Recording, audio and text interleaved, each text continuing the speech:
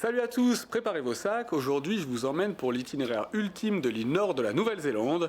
Des volcans actifs aux plages de sable fin en passant par des spots d'urbex secrets, je vous ai condensé le meilleur du pays dans ce top 10.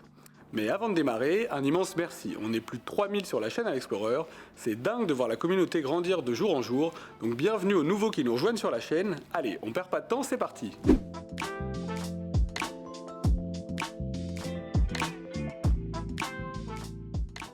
Première étape à Auckland, la fameuse Cité des Voiles. C'est une ville unique au monde, construite sur un champ de 50 volcans endormis. Un tiers de la population totale du pays vit ici, entre deux ports naturels magnifiques. Après 25 heures de voyage et une escale obligatoire, c'est le point d'entrée de la Nouvelle-Zélande, le début de votre voyage ici.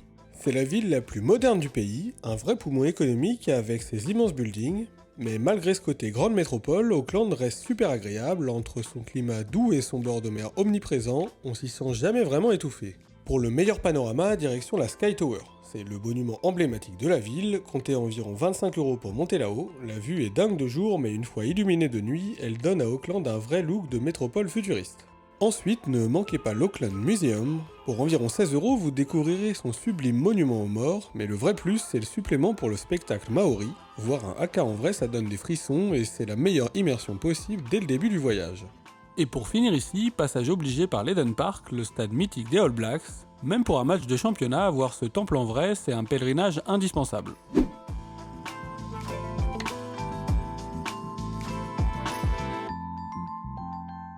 On quitte Auckland vers le sud, direction les Coromandel. Après 2h30 de route, on découvre une région sauvage, célèbre pour ses côtes découpées et ses forêts denses. C'est le paradis des plages de sable blanc et des spots cachés. Vous pouvez commencer par faire un petit stop à Waihi pour admirer son impressionnante mine d'or à ciel ouvert. Ensuite, si vous passez par Whitianga, vous devez vous arrêter au Lost Springs. C'est honnêtement l'une des plus belles sources d'eau chaude que j'ai vues. L'ambiance est magique, surtout dans la petite grotte. Et le top du top, vous pouvez savourer un cocktail directement dans la piscine. Comptez environ 30 € l'entrée, mais pour une parenthèse détente comme ça les vaut largement. Dans la péninsule, vous pouvez aussi grimper dans le Drive-In Creek Railway. Pour 22 €, ce petit train vous plonge en pleine forêt, entre les rails qui serpentent et la végétation. On a l'impression de remonter 100 ans en arrière. C'est un projet de fou construit par un passionné sur plus de 30 ans. On termine le tour des Coromandel par le clou du spectacle, Cathedral Cove. Avec ses plages de sable blanc et son arche monumentale, le décor est si irréel qu'il a servi au tournage du film Narnia. Et petit conseil d'amis, venez au lever du soleil pour éviter la foule.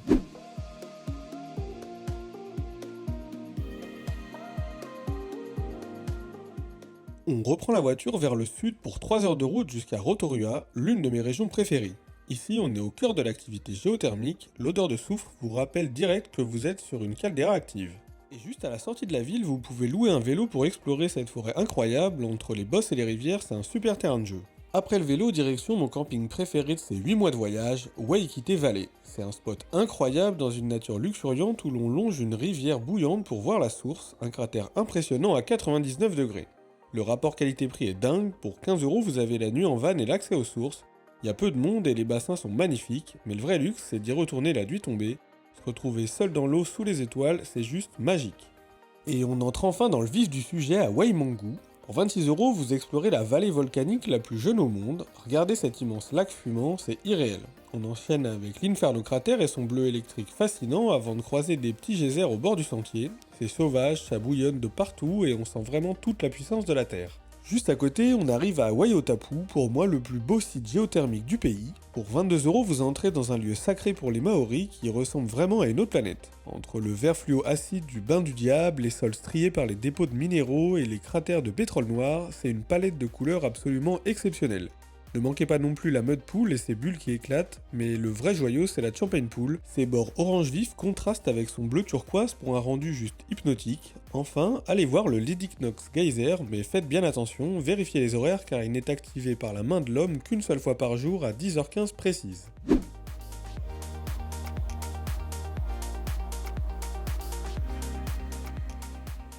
On poursuit vers le sud pour une petite heure de route et on arrive à Taupo et son magnifique lac, qui est en réalité le cratère d'un super volcan endormi, l'un des plus puissants de la planète, c'est le plus grand lac de Nouvelle-Zélande. Embarquez pour une croisière à 30 € afin d'admirer d'incroyables sculptures maoris, gravées à même la falaise et hautes de 14 mètres, elles ne sont accessibles que par les eaux, c'est vraiment cool. On change d'ambiance avec les Hookah Falls, les chutes les plus visitées du pays. Ce qui frappe, c'est leur puissance et ce bleu turquoise incroyable. Plus de 200 000 litres d'eau s'y déversent chaque seconde. Le lieu est magnifique et si vous voulez un max d'adrénaline, vous pouvez foncer en speedboat pour vous en approcher au plus près. Juste en face, découvrez Craters of the Moon. Pour 6 € vous marchez dans un décor lunaire né dans les années 50. Ici, la Terre fume de partout suite à une chute de pression souterraine. C'est hyper mystique comme endroit. Et on finit en beauté avec Amurana Springs. Pour 14 € vous accédez à un lieu paradisiaque et ultra calme. Je n'ai jamais vu une eau aussi claire de toute ma vie, c'est bluffant. C'est une pépite trop peu connue avec très peu de monde. Regardez bien le fond de la source, l'eau est tellement pure qu'on dirait que les arbres et les roches flottent dans le vide. Ici, on ressent une pleine sérénité.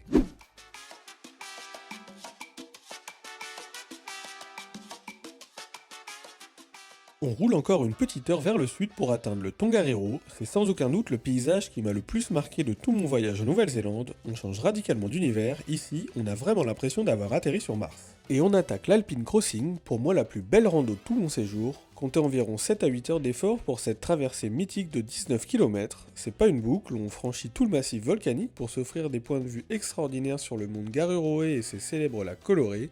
Un conseil, surveillez bien la météo pour ne pas finir la tête dans les nuages et prévoyez absolument un vêtement chaud car le vent peut être violent au sommet. Une fois l'aventure terminée, une navette pourra vous ramener au parking de départ. Pour les vrais explorateurs qui veulent découvrir l'autre versant du volcan, direction les Tama Lakes. C'est une randonnée magnifique d'environ 5 à 6 heures, mais cette fois c'est un aller-retour. Vous allez surplomber 2 anciens cratères remplis d'eau cristalline avec un angle de vue totalement différent sur le mont Garuroé. Les lacs sont nichés dans une zone où le vent s'engouffre tellement fort que la végétation ne dépasse pas quelques centimètres. Le décor est brut, sauvage et on est souvent presque seul au monde. Si vous passez par ici entre juillet et septembre, vous pouvez carrément skier sur le mont Ruapehu. C'est un truc de fou qu'on n'imagine pas, dévaler les pentes d'un volcan actif en plein mois d'août. Les paysages n'ont absolument rien à voir avec nos stations françaises, c'est totalement lunaire. Pour le budget, comptez environ 110 € la journée, location et forfait inclus, une expérience insolite à ne surtout pas rater.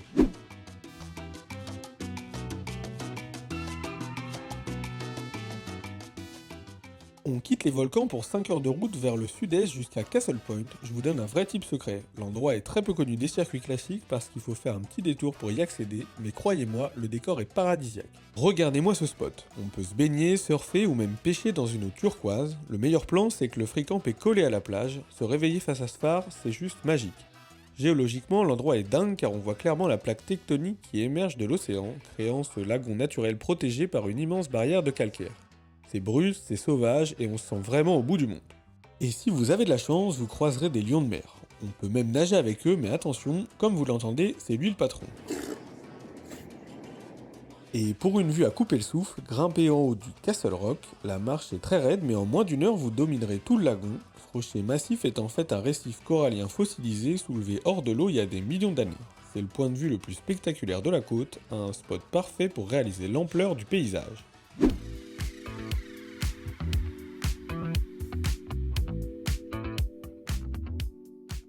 Après 2h30 de route, on arrive à Wellington, la capitale la plus australe au monde. Surnommée Windy Welly, c'est une ville ultra fun, branchée et surtout le cœur du cinéma néo-zélandais, l'ambiance est top. Bienvenue sur le port de Wellington, ici les rues grimpent sec et le célèbre funiculaire rouge est indispensable pour circuler dans cette ville hyper vallonnée. On trouve aussi des places super sympas en plein centre, à 2 pas du Parlement. Pour la meilleure vue, direction Maupuia Park, le panorama sur toute la baie est vraiment incroyable, surtout quand le coucher de soleil vire au rose au-dessus des immeubles. Au sud de la ville, les lions de mer font carrément la sieste sur le sable juste à vos pieds, c'est aussi depuis ce port qu'on embarque sur le ferry pour la traversée vers l'île sud. A noter le passage obligé au Te Papa, le plus beau musée du pays, et c'est gratuit. C'est incontournable pour comprendre l'histoire du pays, prévoyez une grosse journée pour bien explorer la culture maori, c'est vraiment fascinant et hyper complet. On est aussi passé par le stade de Wellington sur le port pour la Coupe du Monde féminine. Il est superbe, parfait pour voir du rugby ou un concert, l'ambiance y est toujours électrique. Et là, c'est la fête du Matariki, le nouvel an maori qui tombe fin juin ou début juillet. Les projections sur le Te Papa et le port éclairé sont sublimes. Si vous y êtes aux bonnes dates, ne ratez surtout pas ça. L'ambiance avec la foule sur les quais est magique, c'est le moment idéal pour célébrer le renouveau et la culture locale. Maintenant, quittons la ville pour 1h30 de route vers un décor de légende, les Putangiroa Pinnacles. C'est ici qu'a été tournée une scène mythique du Seigneur des Anneaux. Après 2 heures de marche, on découvre les cheminées sculptées par 7 millions d'années d'érosion. Et terminus à Cap Paiser, son phare est sublime et le free-camp juste à côté est l'un des plus beaux spots où j'ai dormi.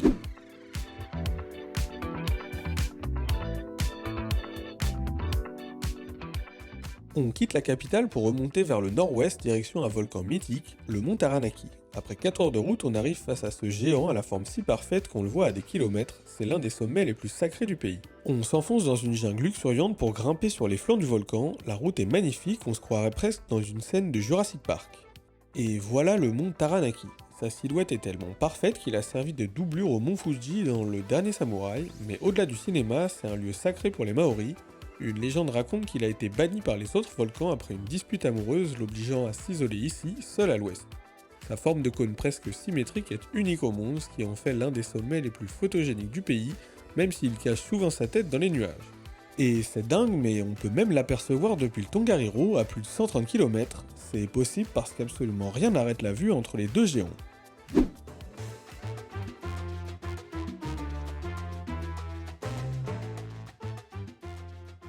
On reprend la route pour 3 heures direction Hamilton, il y a tellement à faire dans la région, vous pouvez pas vous ennuyer. C'est la capitale néo-zélandaise des jardins, un endroit super dynamique qui réserve beaucoup de surprises. Regardez ces jardins d'Hamilton, c'est du pur chef-d'œuvre. Prévoyez environ 11 € pour les espaces clos, l'italien est sublime, on se croirait en Toscane, et le jardin maori Te Parapara est unique au monde. Après les jardins, changement d'ambiance, on file à Hobbiton. C'est ultra fidèle au film, mais préparez le budget, l'entrée est à 75 €. C'est le seul endroit où j'ai vu autant de monde en Nouvelle-Zélande, mais voir l'intérieur de la maison de Bilbo, ça n'a pas de prix. L'immersion est folle. Maintenant, place à l'aventure sauvage Waipu Caves. C'est gratuit et en accès libre. Prenez une lampe torche parce qu'il faut marcher un peu, mais au fond, c'est la claque. Des milliers de verres luisants scintillent au plafond, une vraie galaxie souterraine. Vous pouvez aussi partir pour une session canoë mémorable à Raglan. Pour 20 € la location, vous êtes direct en immersion dans ce décor de dingue. C'est incroyable de serpenter entre ces passages étroits. On les appelle des pancakes rocks à cause de ces couches de calcaire empilées par la pression marine pendant des millions d'années. Entre l'eau turquoise, la végétation qui dégringole des falaises et ses formations rocheuses, c'est clairement l'un de mes moments préférés. On se sent tout petit au milieu de ce labyrinthe naturel. On enchaîne avec Bridal Veil Falls, la balade est ultra simple, accessible à tous mais le spot est vraiment grandiose. Cette chute de 55 mètres s'est formée sur une ancienne coulée de lave, l'eau a creusé le basalte tendre au fil du temps pour créer ce voile blanc parfait au milieu de la forêt. Changement de décor avec la mine de Rotowaro, un spot d'urbex incroyable, littéralement dévoré par la nature. Si la saison est humide, le bâtiment finit submergé par un lac, c'est magnifique mais très fragile alors restez prudent et respectueux du lieu.